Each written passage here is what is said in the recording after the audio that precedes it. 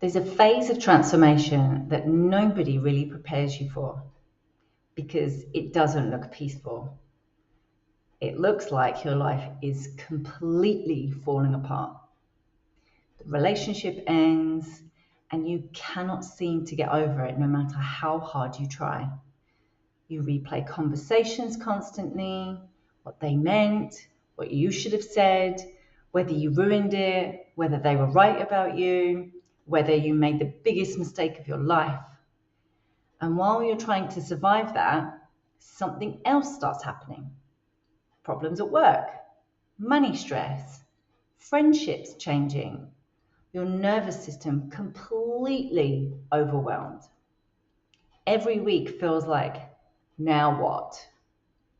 And eventually you start waking up already expecting the next thing to go wrong. That's one of the hardest parts of the descent. You stop trusting stability. Even good moments feel temporary. You're sitting with friends or family trying to explain what's happening, and every conversation becomes about the latest disaster. I can't cope.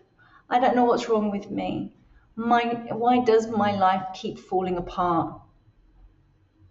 And the people around you often don't understand this phase because from the outside, it can look like you're stuck, like you're spiraling, like you're too emotional, like you're obsessing. But internally, your world is dismantling. In the threshold framework that I created, this phase is called the descent. And the descent is the phase where the old life structure begins to collapse. Not just externally, internally. Identity, safety, certainty, the roles you built yourself around, the life you thought you would hold on forever. And when this starts happening, the nervous system does not experience it as transformation. It experiences it as danger, loss, instability, threat, which is why women in this phase often become hypervigilant. You start scanning for problems constantly. One bad conversation can ruin your whole day. One delayed text can send your nervous system spiraling. One small issue at work suddenly feels catastrophic because your body no longer feels safe in life itself. And this is usually the point where people start trying to escape the experience. Not because they're weak, because they're overwhelmed. So they numb. They drink more, overwork, scroll for hours, obsess over the relationship, constantly seek reassurance. Stay busy every second of the day because silence feels unbearable. Or they desperately try to go backwards, back to the relationship, back to the old identity, back to the version of life that at least felt familiar. But this is the difficult truth about thresholds. Once you truly know something no longer fits, you cannot unknow it. You can try to force yourself backwards, and a lot of women do, but eventually the same pain returns because the threshold itself hasn't disappeared. The truth remains. And this is why the descent feels so brutal. Because part of you knows the old life cannot continue. While another part of you is terrified of letting it go. So you exist between worlds, not fully attached to the old life anymore, but not yet stable inside the new one. That is the descent. And honestly, it can feel unbearable at times. Because most of us were never taught how to sit inside uncertainty without trying to immediately fix it. We were taught Move on quickly, stay positive, be productive, don't fall apart, don't make people uncomfortable with your pain. But thresholds don't work like that. The descent asks something very different of you. It asks you to stay present while your old identity dismantles. And that does not feel graceful when you're inside it.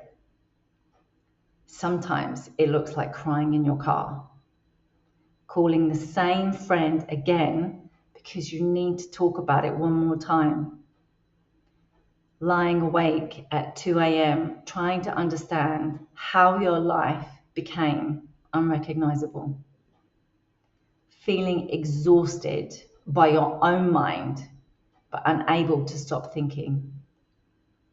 That is real threshold work. And I think one of the most painful parts of this phase is that women often judge themselves for how they're coping. They think, I should be handling this better. I should be over this by now. Why can't I just move on?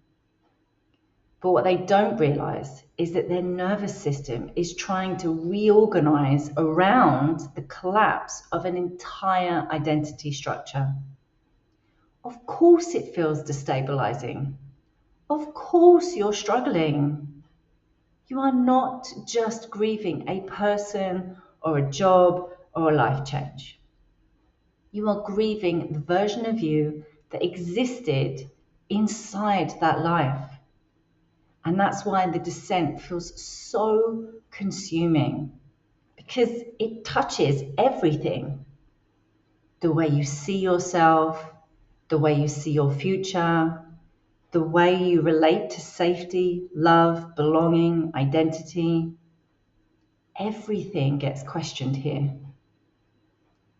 But this is also why numbing only delays the process, because the descent waits for you. The truth is still there in the morning. The grief is still there. The knowing is still there. Thresholds are not interruptions to your life. They are transformations of your life. And eventually, there comes a moment when you realize you cannot keep abandoning yourself just to avoid discomfort. That's the real work. Not becoming perfectly calm, not becoming enlightened, not pretending everything is fine. The work is learning how to stay.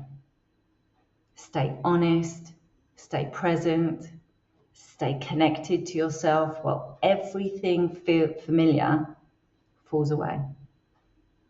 And slowly, over time, something begins rebuilding underneath all the destruction. Not the old identity, something truer, something more honest, something that no longer requires you to betray yourself just to maintain stability. If you're currently navigating the edge or the descent and trying to understand why your life feels like it's collapsing, I'll leave information below about the threshold passage, which was created to help women stay oriented inside the phase of transformation.